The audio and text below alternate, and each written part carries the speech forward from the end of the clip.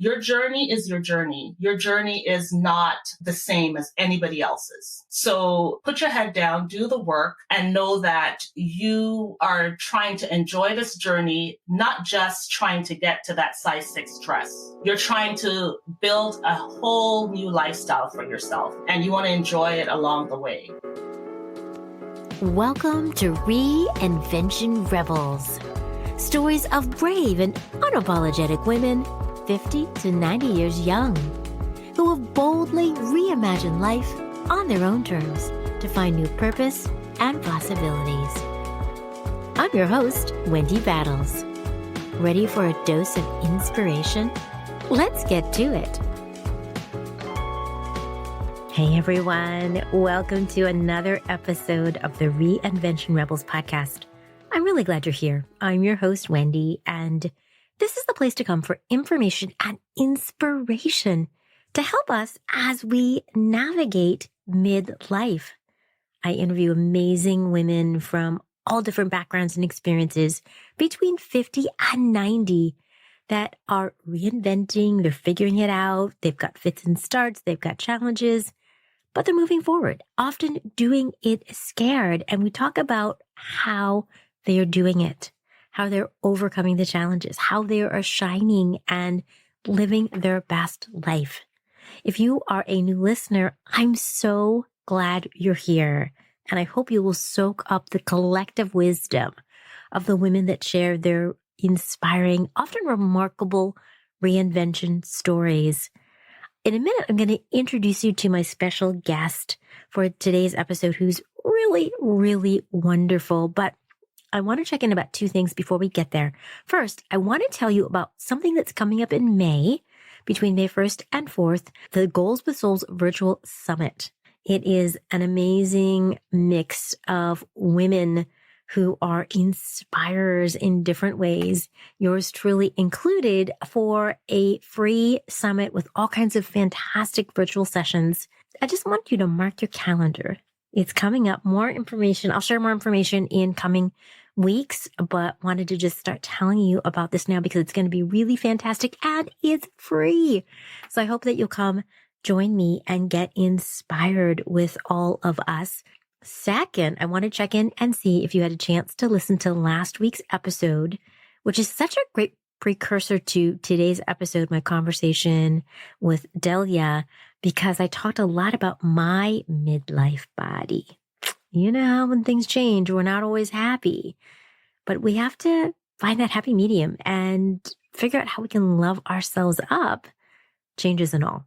So it was a great episode about that. Plus, I shared my 3 favorite midlife-ish podcasts, or at least podcasts I listen to in midlife, that are helping me figure it out. So one for information, one for inspiration, and one that is about mindset shifts that are so important as we conquer lots of different things in midlife.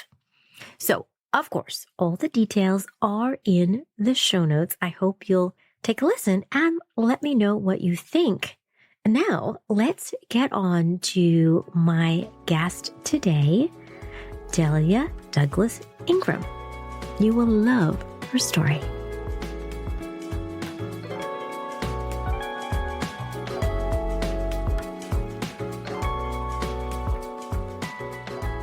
Today, you are in for a special treat. I am being joined by my Instagram friend, Dahlia Douglas Ingram, who has a fantastic midlife reinvention story that will inspire all of us. She's going to tell us some of the details, but Dahlia has done a series of different things in her career. She has now moved on to, among other things, inspiring people about her fitness journey on Instagram. And she is motivating, inspiring, has great ideas, is incredibly authentic, and just shares so authentically about her journey and encourages other people too. Dahlia Douglas Ingram, welcome to the Reinvention Rebels guest chair. Thank you, Wendy. It's a pleasure to be here. I'm very excited. Dahlia, I'm not even sure when it was I started following you on Instagram, but all of a sudden I started seeing your posts and your videos and you working out and being super fit in your 50s. And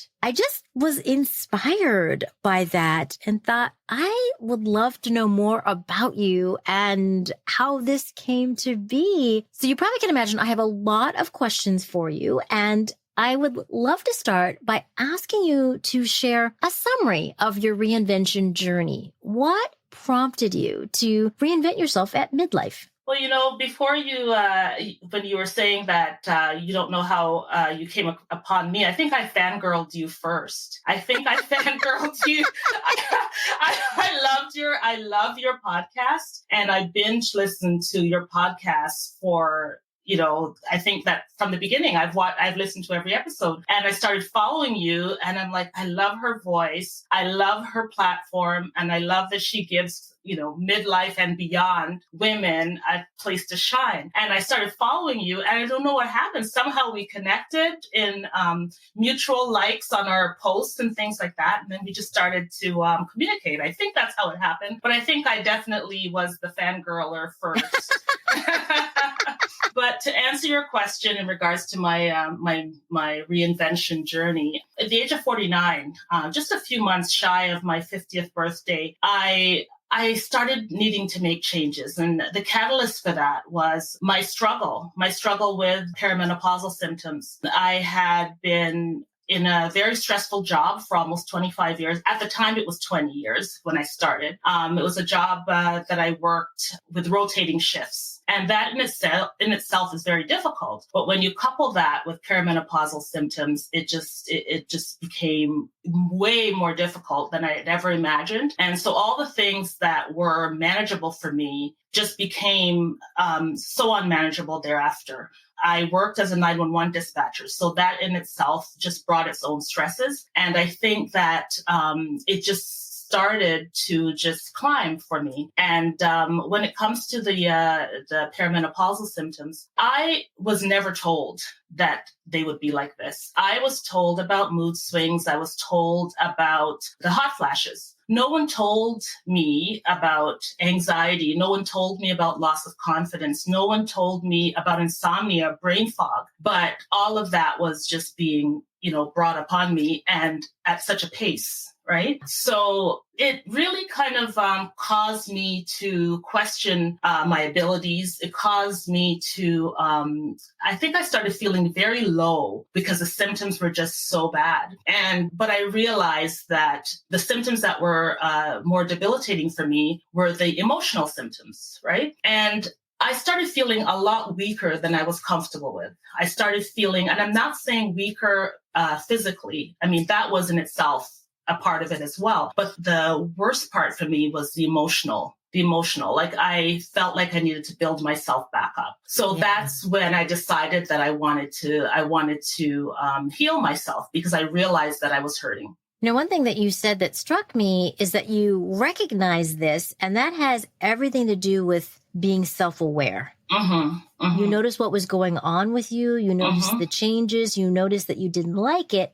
And you also said, I want to do something about this. I don't like this and I want to change it. And I think that's where it has to start. For whatever reason, something strikes us and this isn't the way I want to go or the direction I want to go. So I appreciate that you had so much self-awareness about both physically and mentally, emotionally. And I didn't start off, the word reinvention. I didn't start off saying, I'm going to reinvent myself. I started off just wanting to heal. I wanted to make that next chapter of my life different. I figured that at some point I wasn't feeling as if I was preparing myself to thrive when that time came around. And I don't know why fitness became something that, I don't know why it popped into my head. I really don't know why it popped into my head. I think that my daughter was talking about feeling strong after working out with a certain trainer. And I thought, yeah, I want to feel that way. I want to feel strong again. Now, keep in mind that I had never worked out. I never had a regular fitness regime. I led a very sedentary life. Shift work and motherhood and being a wife and just being all things to all people does not facilitate that type of a life, right? It does not. So this was a total change for me when you're used to putting everyone first. Putting myself first was just a new thing. And I decided that I needed to do that. I think that idea of putting ourselves first is hard for so many women because we do have so many demands, because we feel obligated to often please everybody. How were you able to make that shift? Because that's so central to you making some changes. How did you, shift your mindset to be able to have a Dahlia priority list? This is important for me. It wasn't without guilt. It wasn't without guilt because when you're a people pleaser and you're used to being the person everyone calls on when they need something, you feel guilty when you have to make changes that doesn't accommodate that role, right? So what I started doing was I let my family know that I'm about to embark on something. I'm about to change the way that I live. I'm trying to get healthy, and I wanted, I needed their support. Now, my husband and my kids, they were so supportive of me. And my daughter suggested that I call her trainer or text her trainer. And I did that. And that when he said yes, he would train me, I was so scared. Wendy, I was so scared because when you want something but you really don't know if you really want it because the hard work that's coming thereafter. That's what happened once he said yes. And when I left that day to go for the first training session, I was scared, but I knew I needed to do it. And I knew that it was going to be something that was going to change my life. I felt it because I was one of those people that would sign up for the gym and have like that 1-year membership. And for the first few weeks I was going, and then they would take my money for the rest of the year and I wouldn't be going because I just could not stick to any sort of an exercise plan. But there was a desperation in me when I left that day. I was desperate to make changes. And I knew that I needed to start filling my cup because I would have nothing left, when my family needed a drink. I would have nothing to pour from. I showed up at that gym and I felt like a fish out of water. The good thing about it is I managed to find a trainer, and this person, my daughter's trainer, was someone that was so patient with me and was able to take me from ground zero to nothing to like 100, right? My confidence started to build. It took a while, like just little by little. I didn't even know how to use the machine properly. I remember being on the elliptical machine and a woman came up to me and she said to me, "You're making it so hard for yourself. Why are you going backwards?" And I said, "What?" I go, I'm not doing it right. She goes, "No, you're doing it the wrong way." And she proceeded to show me how to use it. She showed me what level was appropriate for my fitness level and what speed I should try to keep it at. And I was so grateful. She was also a midlife woman. And to this day, I still train with her because she was just so awesome and so patient with me. So for people out there who are just hesitant to put themselves in that type of position, just know that there are people out there. You will find your people who will help you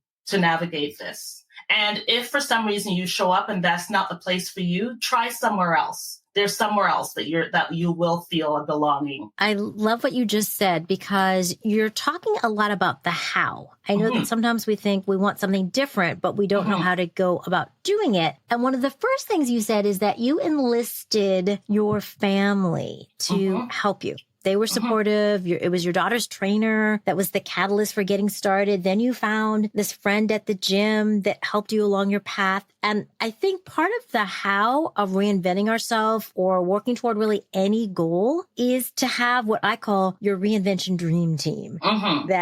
You've got your supporters and people that have your back, that encourage you, that remind you you can do it even when sometimes you think you can't. Some days a great day, other days aren't. And I appreciate that you had a series of different people, from your trainer to your family to friends of the gym, that have all been part of this journey you've been on in many different ways. And I think that makes a difference. Yeah, it really does make a difference. And, I say that you don't have to have a trainer to start a fitness journey. It just happens to be what worked for me. I felt that when I made an appointment and I showed up, that's my thing. I need to know where to be, what time to be there. And that's how I get it done. And I like having someone to feel accountable to. I value his time. So when I go there, I don't have my phone on where I am answering calls. So my family knows that during that time, they're not going to be able to reach me because that is my time. And my daughter, she's always telling me, Mom, you earned this. You earned this. And it means so much to me that they recognize that. I think they recognize that I was hurting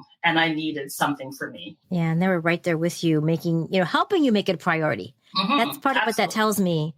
Is that they honor your boundaries. They know that this is important. They support you. And I know it's different because your kids are older. It's not like you've got small children. So the needs are very different. So you have created this space to make it so much easier to focus on yourself. But I appreciate that they're right there with you. And you also said something else that struck me, which is that sometimes it can feel overwhelming. If we haven't been working out, if we're not familiar with gyms, it can feel like a foreign place. Yeah. And that it's okay to ask, to get help, to not know how to use a piece of equipment and ask someone that could help us, and that we don't have to feel so intimidated. Or if we do, we could go to a different gym, to your point. That's right. That's right. And, being at the gym, I think that midlife women, I'm just speaking from experience, like we can feel intimidated by the younger crowd at the gym, right? But when you get there, put your head down and know that you're there for you. Right? You realize that choosing yourself means that you're choosing your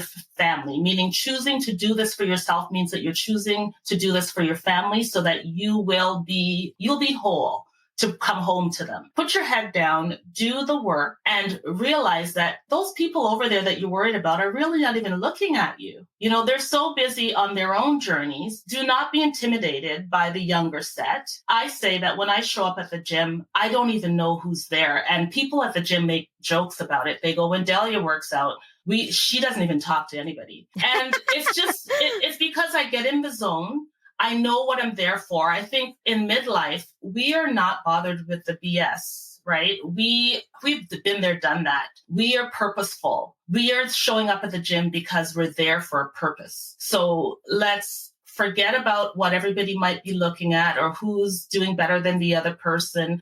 Don't compare yourself at all when you get there. Your journey is your journey. Your journey is not the same as anybody else's. So put your head down, do the work, and know that you are trying to enjoy this journey, not just trying to get to that size 6 dress. You're trying to build a whole new lifestyle for yourself, and you want to enjoy it along the way. I think that is key. Doing it for yourself on your own terms, which is what I hear you saying, and really making that space. I'm curious that you've been working on this for a while, and what have been the results from when you started and when you didn't know much about the gym and you hadn't really worked out to now? What are some of the ways that you have changed? Well, I started working out. I guess I should tell you what I actually do or how I started. I started working out 3 times a week with my trainer. That's 1-hour sessions. At some point, he started me on the treadmill. So he had me just, walking on the treadmill. So it started off as just a walk. Then it went to a little bit of a fast walk.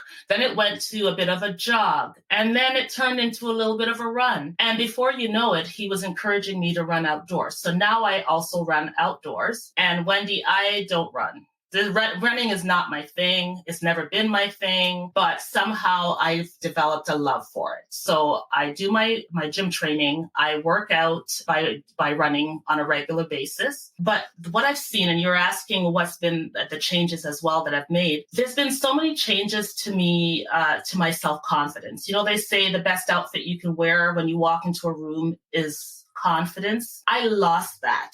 And somehow over the course of the last few years, I've been able to gain that back. Also, it wasn't just a body thing. It wasn't just a scale. I don't even use the scale. The people that follow me on Instagram know I don't ever talk about weight because weight was never my goal. The weight part of it and the weight loss was just the bonus. Right?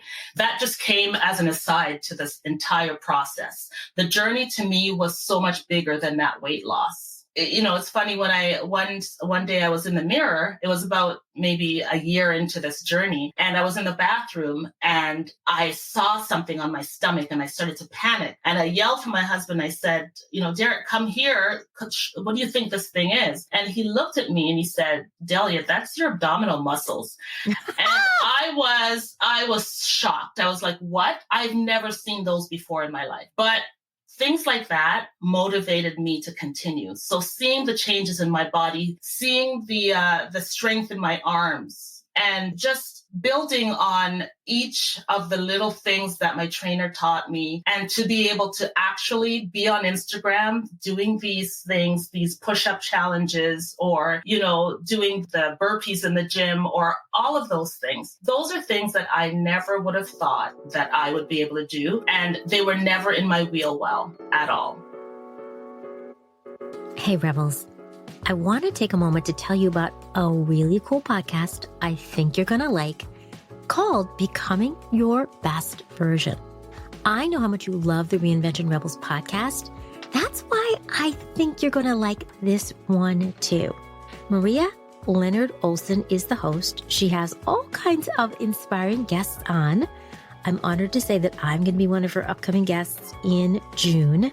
She is really interesting. She's a lawyer, journalist, author. She works to amplify women's voices and really share about their lives, their work, and important life lessons to inspire all of us. And she's super smart. She graduated from Boston College and the University of Virginia Law School. She worked in the Clinton Justice Department and is also a civil litigation attorney in Washington, D.C. Plus, she wrote a super cool book called 50 After 50, Reframing the Next Chapter of Your Life. So, she's helping all kinds of women, just like me, helping them rediscover, tune in, grow, and expand. She's also done a really cool TEDx talk, and she is just interesting with a very cool podcast. I hope you'll take a listen. You can check it out at marialeonardolson.com, and the details are in the show notes. It's amazing what's possible when we take it step by step. Mm-hmm. And instead of saying, I'm going to lose X number of pounds and do whatever, but when we just kind of get to one goal and then we grow from there. Yeah. It feels like it sets us up for much more success than when we sometimes have a very lofty goal that isn't necessarily realistic. It might be in our mind, but then when we get down to it, we give up or we don't. But I appreciate that you had success and then you went on to your next one. When I went into this, I realized it was not going to be a short-term solution. I realized that this was a lifestyle change for me, and a lifestyle change means for the rest of my life. It does not mean that after about a year, I go back to eating processed foods and, sitting on the couch with chips or whatever. It does not mean that. It means changing your life, because unless you look at it as a lifestyle change, it will not be sustainable for you. It has to be, and it has to be incremental too. You can't just go cold turkey. I understand that some people do that where they say, I'm never eating a piece of cake again. I'm just going to eat one on my birthday. No, eat what you need to eat in moderation. Just be very mindful. Be mindful of what you're putting in your body. Be mindful of your portions. And just know that we are human beings and we do make mistakes. So if you make a mistake, if you call it a mistake, and you eaten something that you feel, oh my goodness, I must have had a gazillion calories here. Who cares? Move on. Move on. That is past. Do not let it be the sabotage where you're going to go back and just be so down on yourself. Just continue. Everyone that you see on Instagram that's showing that they're eating clean and they're doing this, they're doing that, they all have their days where they're off the wagon. but you just don't see that. So just realize that you're human and you just have to give yourself grace. Give yourself grace. Do not be hard on yourself. Your journey, if you want to reinvent yourself when it comes to fitness, your journey is going to be full of ups and downs, and just roll with it and just keep picking yourself up, dusting yourself off, and moving on. That's really great advice, especially the idea of offering ourselves grace, because I think women especially we're very hard on ourselves. We can beat ourselves up, and starting fresh by reinventing ourselves in whatever way we're doing that, whether it's fitness wise or career wise or something else, is a great time for a do-over in our thinking and our mindset, and offering ourselves more grace and opportunity to sometimes fail and then start again. Because I also think that there is so much wisdom in our failures, or if we fall off the wagon and maybe we learn, well, next time I'm going to do it a little differently. So there's always possibility, I believe, in even if we fail. Yeah, but they say it's not a mistake, it's a lesson, right? And the beautiful thing about this life is that we get to renew, we get to rest, we get to refocus. We get to rejuvenate. So that's what I love about your podcast, because it talks about your reinvention. We are made for that. We are made to evolve. The world is evolving and we have to evolve with it. So it is it's a process. You're not going to be static. We are all changing. We all have that opportunity to renew and to refocus. Absolutely. And I always remember too that there's no limit on how many times we can reinvent ourselves. No. We can do it as many times as we want to when we feel inspired. So I appreciate that, us being in our 50s is just the beginning, at least the beginning of the second half of our life. And it can be filled with as many possibilities as we want.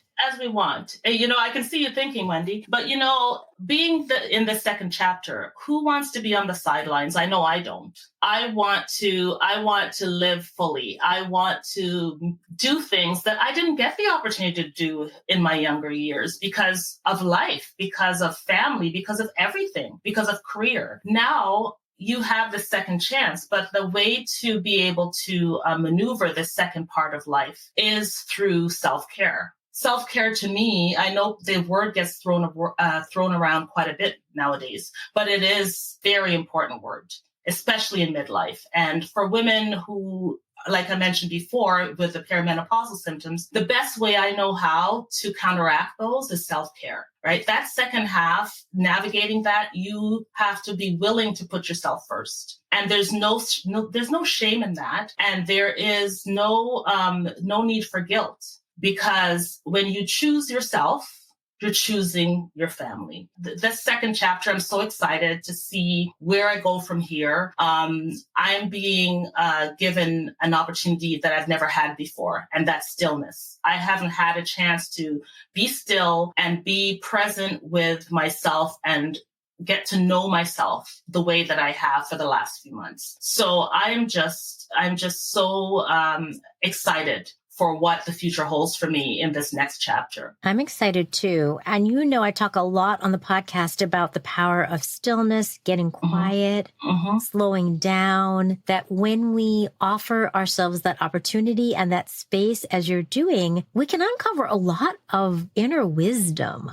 Yeah, often, you can rediscover your purpose in stillness. You can rediscover your purpose in stillness. And I don't know any better way to do it than that. I know that when the time comes, something will speak to me. And if I continue I know I have mentioned before, I don't know if I mentioned at the start, that I recently retired from my job as a 911 dispatcher after 25 years. Right now, I'm learning the art of stillness. And it's such a beautiful thing, because it doesn't mean I'm just going to sit down and not do anything. It just means that I'm allowing my mind to be at rest so that I can invite the things in that might be feeding my soul in the second half of my life. And that is what I'm in the process of trying to do right now. It's a new thing for me, and it's a learned behavior. So I'm trying to learn it because I've never had that opportunity before. It seems like a luxury, I guess. And we have to think that this second half for us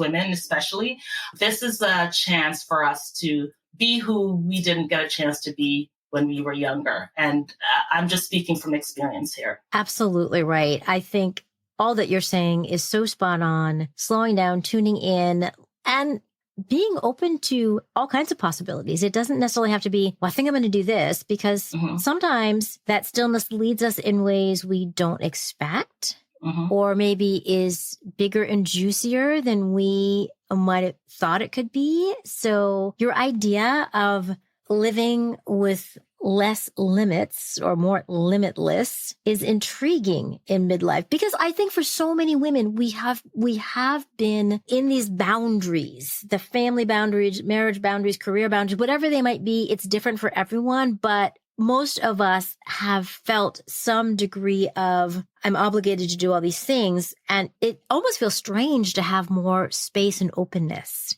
Yes. And, I wanted to touch on too, the whole do it scared thing. I just love that term, because I think that for us, we get, just like you said, we get put ourselves in the box, the family box and all of that. But, and when it's time to step out, we're scared. And it's a big step, right? So we have to realize that the butterflies that we feel, everyone has that. The butterflies are normal.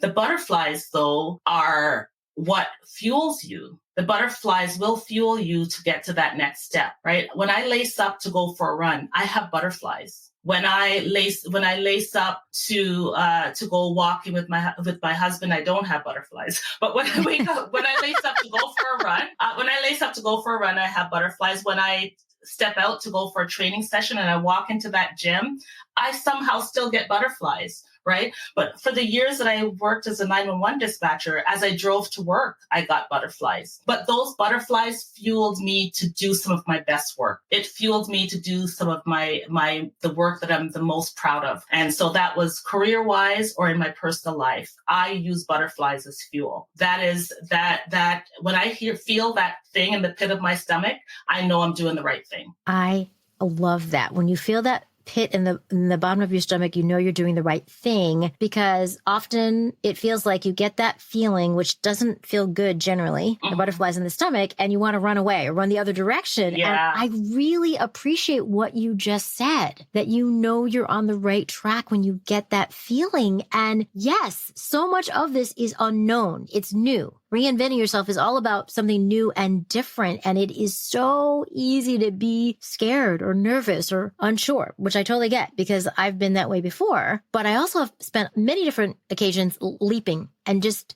not knowing where I was going to land, but I trusted it was going to work out. So I was willing to do it scared. I was willing to try it. And I hear you saying something very similar. It's a learned, I was mentioned that it was a learned behavior, but this embracing fear for me, and it's not embracing fear, but more embracing change. Let's just call it embracing change, right? I have been doing the same thing for so long. And they say insanity is doing the same thing over and over again and expecting a different result. I have been embracing change, and I found that joy was on that other side of that. When I pushed through and I embraced change and I pushed through that fear, I found joy. And that's how it has been with my fitness journey, with coming out on Instagram and doing these things and posting these things. I would have never thought, if you told my 20-year-old self that I would be doing something like that, she would laugh at you and say, which Dahlia are you talking about? Because that's never been me. I was always an introvert. I was never someone that liked to be on display in any way, but it was just about wanting to do something different. And in the process, I found joy and I found a community. Community is so important in this equation. What does being part of a community do for you and help you? In what way does that help you? Being part of a community, it's inspirational for me, because they say they find inspiration in me, but there's so many of the people that I have on Instagram that follow me and I follow back, that they inspire me so much. They're people in midlife that are starting businesses, new businesses, starting from scratch. They're traveling on their own, starting after losing a partner, or they are just trying to embark on fitness journeys themselves. There's so many inspirational women that are part of that community of midlife women on Instagram that are uplifting each other on a daily basis. I found that when I was in my 20s, I didn't feel that community with the people in the same age group. I didn't feel that community with the people in the same age group in my 20s. I don't know if we were just all so busy that we never looked at each other or tried to uplift each other.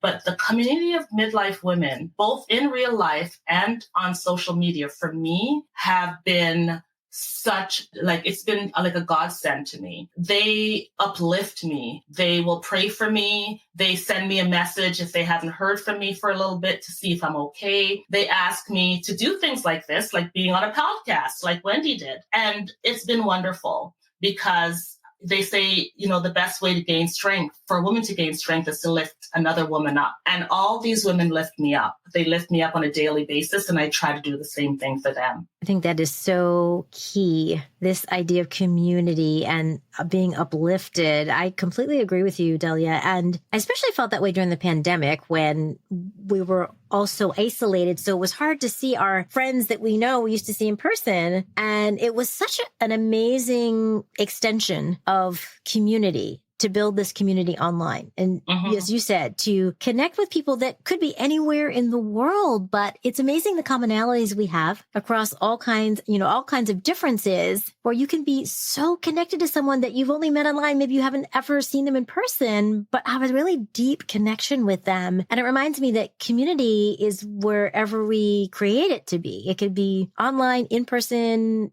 a hybrid version of that. And I think that's exciting as we grow in midlife, that we can grow our tribe. And, the pandemic has been terrible for us all. But if there's one positive that I can draw from, it's this sense of community that was built out of necessity, really, during this pandemic, because a lot of us would not have reached out as much as we did if we were not so isolated, especially, for people who are not naturally outgoing or naturally extroverted, right? This pandemic allowed communities to form. And you can see that throughout this pandemic, you could see little communities forming on Instagram, and it was a beautiful thing. And people started to realize that we have more in common than we do differences, right? And so that's been wonderful. And the community of people on Instagram it's not just about liking videos. It's about just that way to go, girl, that sending you that little way to go, girl message that just makes your day. And you try to do it in return. It makes all the difference. And it's always surprising to see that we have more cheerleaders than we think. We have all these people pulling for us. And as you said, in turn, we encourage people as well. And that feels good because so many people are still isolated after the pandemic and struggling. So I feel grateful for this really strong community that we have. And it also reminds me that we all have the ability to find our tribe wherever that might exist, whether it's online, in person, whatever that might be. But sometimes it just takes a while to find your people. You have to sometimes do a little searching to find those people that have your back, that encourage you. Not the naysayers that are like, really, Dahlia? Do you really think you can do that? Really, Dahlia? You're really doing a push-up challenge? You're in your 50s, for heaven's sakes. You're a grandmother. What are you doing? So yeah. It's important to find that tribe of people that support you.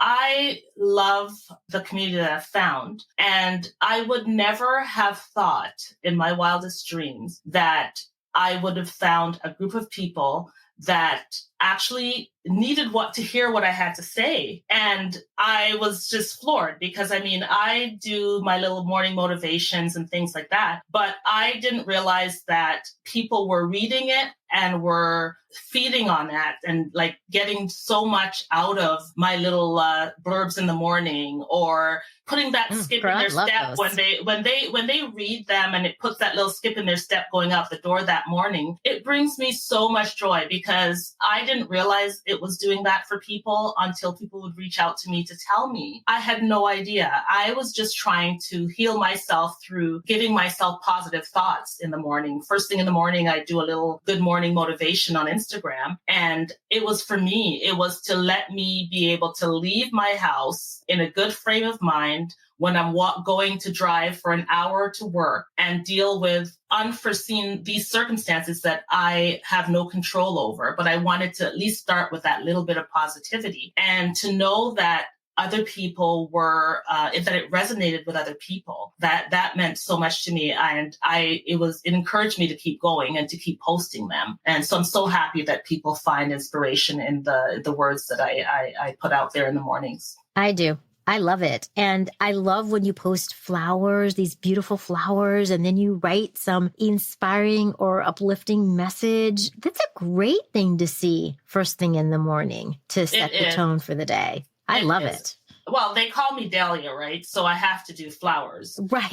Right. My mother didn't name me Dahlia for nothing, but I love flowers. I find such beauty in nature. And flowers has been something that always brought my mood up. So I decide whenever I would see a beautiful one, I would take pictures. So I have all these beautiful pictures of some unique flowers, some not so unique, but every picture is so different and just so intricate. So I like to post them so that I can share it with the online community. It's really wonderful. As we are starting to wrap up, I would like to ask you about your reinvention journey one last time. If you had to give it a theme, what would that be? Well, I would say it would be strengthening mind and body, one push-up at a time, because push-ups are something that I think I'm known for, but push-ups just make me feel strong. They give me that mood boost. And my trainer always says to me that you always do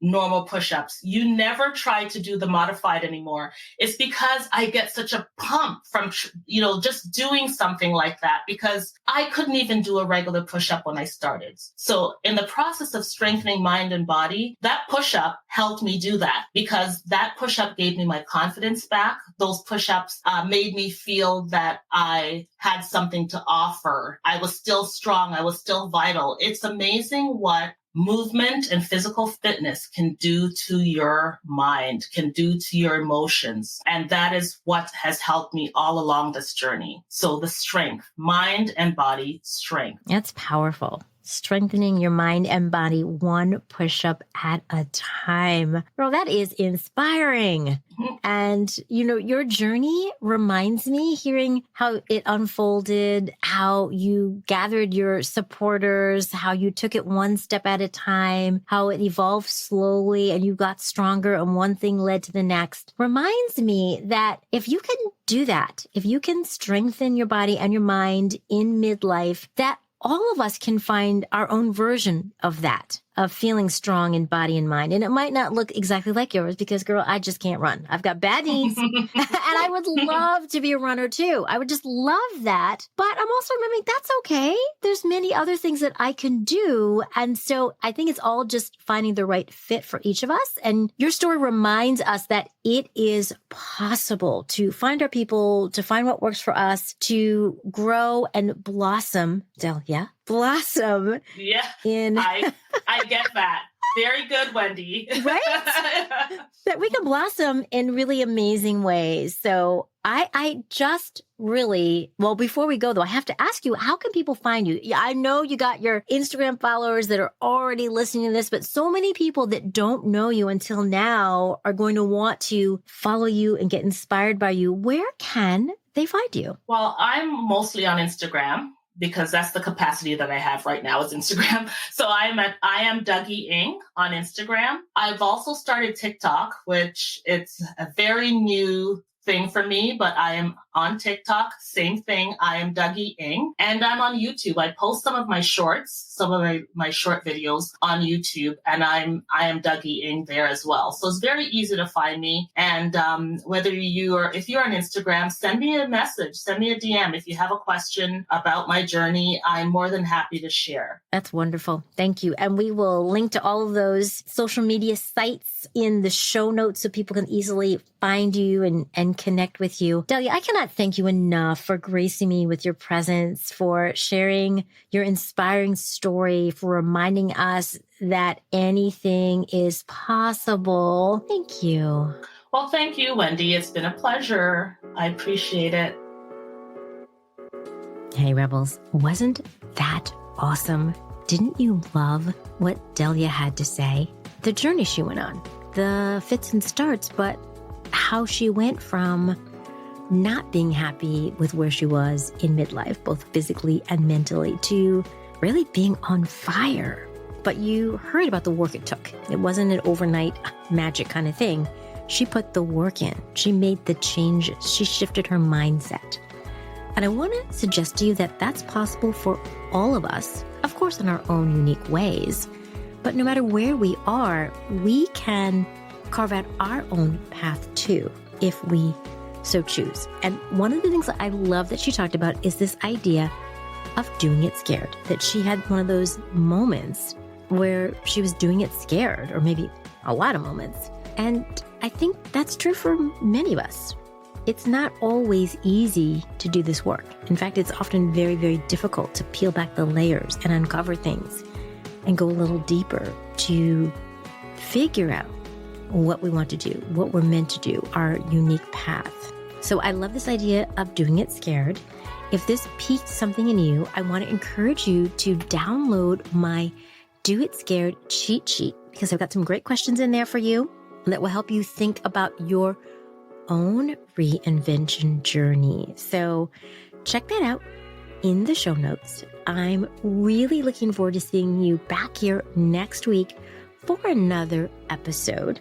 And please keep shining your light. The world needs you and all that you have to offer.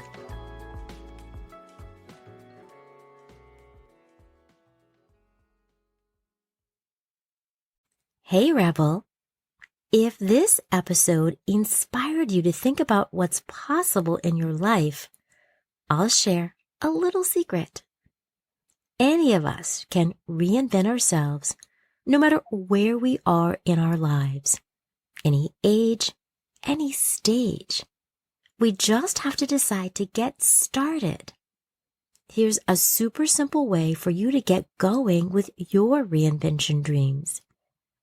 Download my audio, 5 questions to spark your curiosity and inspire your reinvention journey. I share 5 key questions that will spur your thinking, help you uncover your dreams, and motivate you to take action. Because if not now, when? Details in the show notes. Let's get inspired together.